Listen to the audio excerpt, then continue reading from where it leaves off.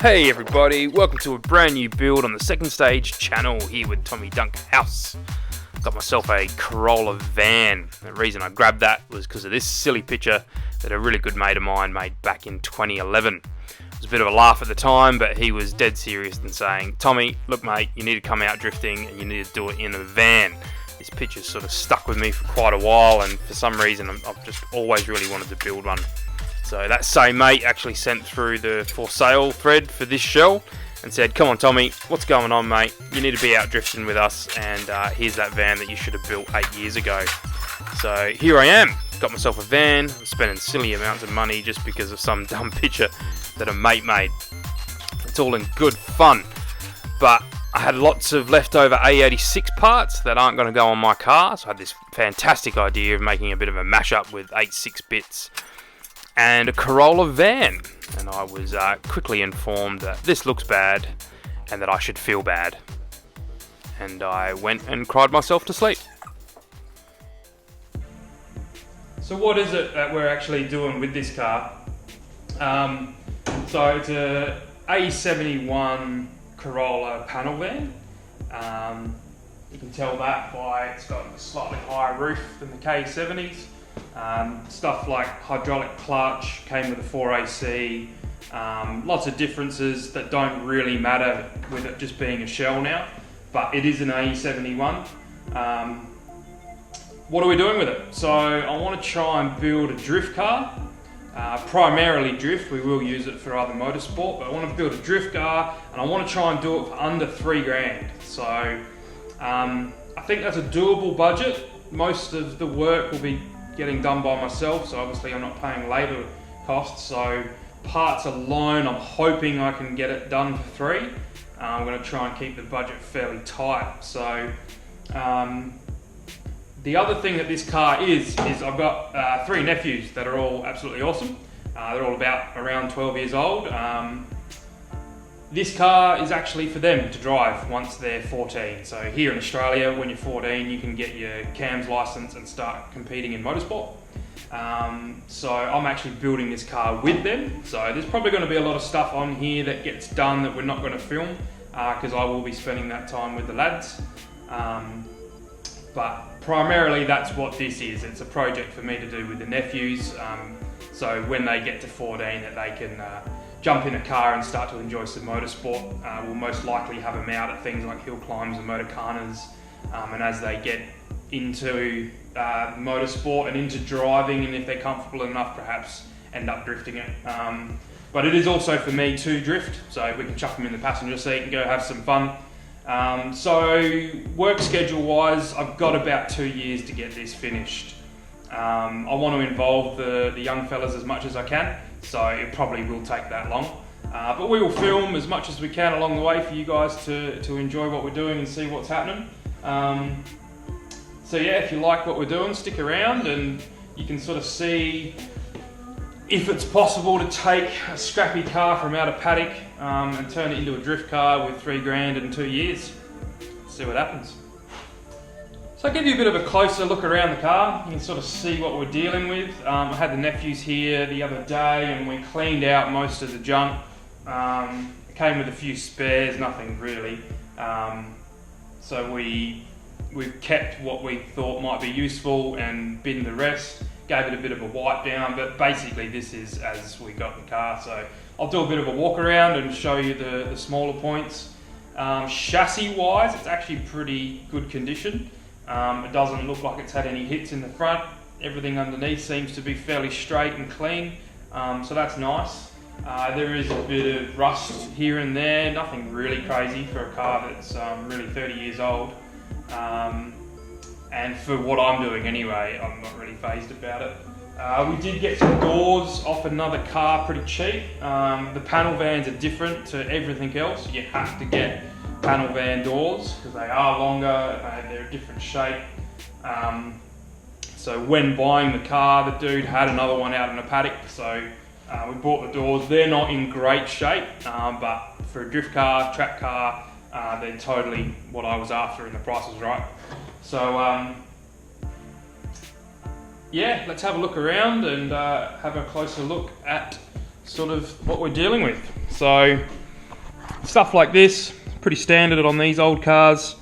Need to fix that up. The guy was starting to do some rust repair and has sort of cut some stuff out already, so it's a matter of doing that. I've not done really any of this sort of type work before, so that's going to be a pretty steep learning curve, which will be fun.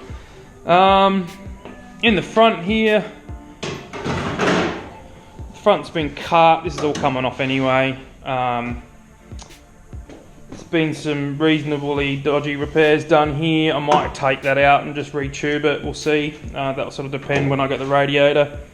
But yeah, as you can see, chassis rails are actually pretty schmick. Most of the time these cars will get a nudge in the front and they crease and buckle and bend. But these are looking pretty good. I'm pretty happy with that. So I need to get a cross member. That's sort of on the list.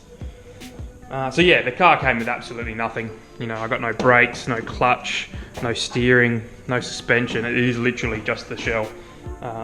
So chasing up parts is going to be interesting. Again, a bit more rust repair here to be dealing with. The doors look okay, but I mean they're pretty rotted. So a bit of rust repair down here, and for what I'm doing, I'm more than happy with them. Inside, same thing, completely bare. Came with nothing. All the sound deadening's still in it. The panel vans do have a panel that comes up through here that are specific only to panel vans. You don't normally see all this part here. That's been removed. Someone else bought it for their van, but that's fine. Again, for what I'm doing, there's going to be roll cages and all sorts happening in the back here. This should be a little bit fancy if I can pull off what's in my imagination. So I'm actually looking forward to that. Been doing a fair bit of research, but I'll keep you guys posted. So it's fancy, not overly fancy, but should be a bit of fun. And yeah, just sort of random parts that we decided not to throw in the bin. All the door seals and bits and pieces, but nothing really. So as you can see, it's completely bare. This here is a little bit more work that has been started to be done. There's quite a good crease here, so that might need to be cut out and replaced, I reckon. That's too far gone to, well, for my skills to restore that. It'll be easier for me to cut it and replace it, so we'll see how that goes.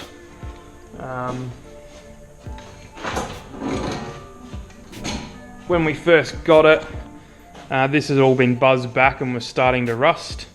So the nephews had a bit of a crack on a spray can for the first time, and we just sort of gave it a quick wire wheel and put some paint on it for now, but we'll definitely come back and prep all that a bit better. Back door's pretty ordinary. This is all a bit creased up and bent. Same thing, drift car, price is right. These can get pretty exy pretty quick because obviously they're only specific to vans.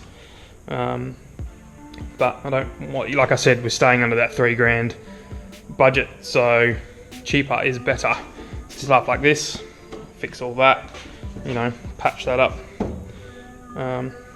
Nephews gave it a spray. Some rust repair that was already started by the previous owner. I mean, we got more to go here. But it is a track car, so, and it's going to have a full cage, so stuff like this isn't as scary as it would be on a street car, because yeah, we'll obviously have the cage in there in the case of a rollover, which we're not going to do. So I'll give you a look up underneath and have a look at the project that we're doing today. Right, let's have a look underneath here. So I've been a bit lazy and I've been working with this, but I'm being silly, it needs to come off. So today we're going to pull the fuel tank out. I'm not going to run this fuel tank because the motor that's going in is going to be fuel injected.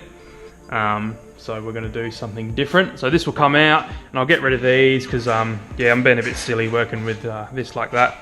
So when I first got the car, we just sat it on top of this frame that I built a little while ago for just chucking shells on, and it's been okay, but realistically, it's been a bit, the car slides all over it, and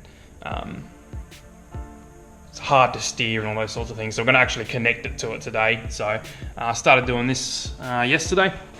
So just put this metal bar in here that comes off the original mounting points for the leaf springs.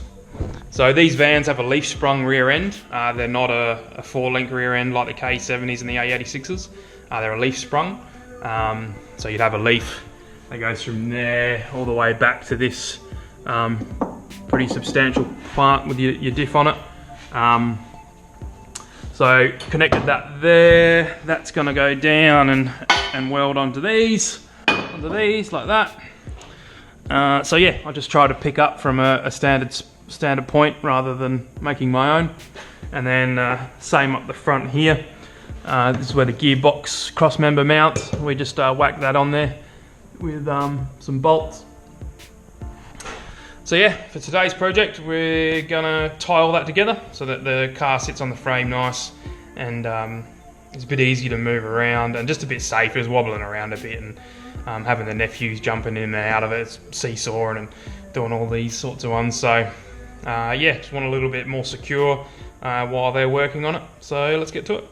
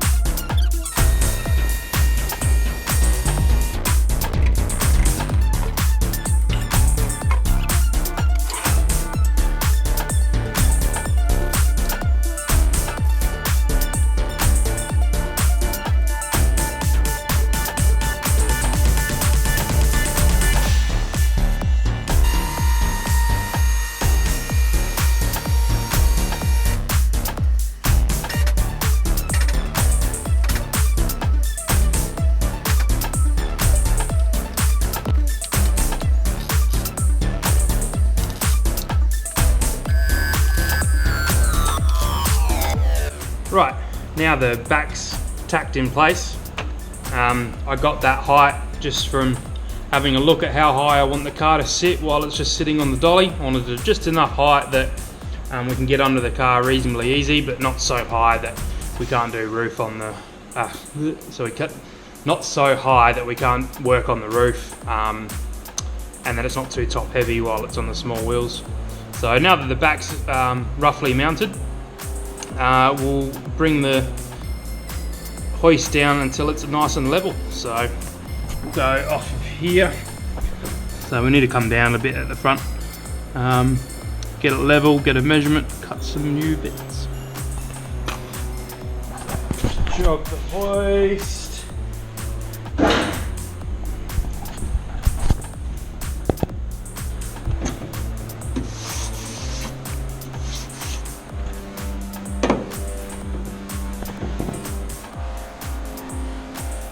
Make the noise. Beep. So here we go, it's all done. I measured the last two front legs, got them cut, welded them in. Let's just have a quick look. That's up under the car. You can see I've left enough height that we can get these swing arms in pretty easy with the hoist. It's just nicely off the ground. You can crawl under here and get some stuff done if you needed to.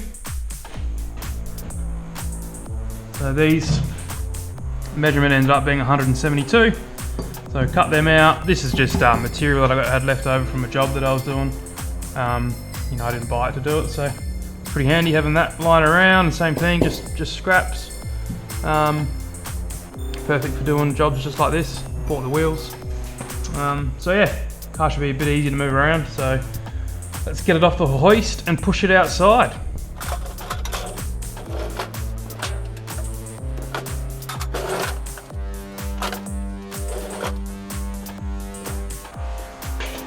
Well, that was 10 times easier on my own than when I was just sitting on there.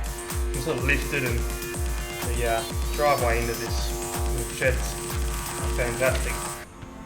I sort of lift the car and move it around a lot easier, so that should be much more lovely to work on. Cool.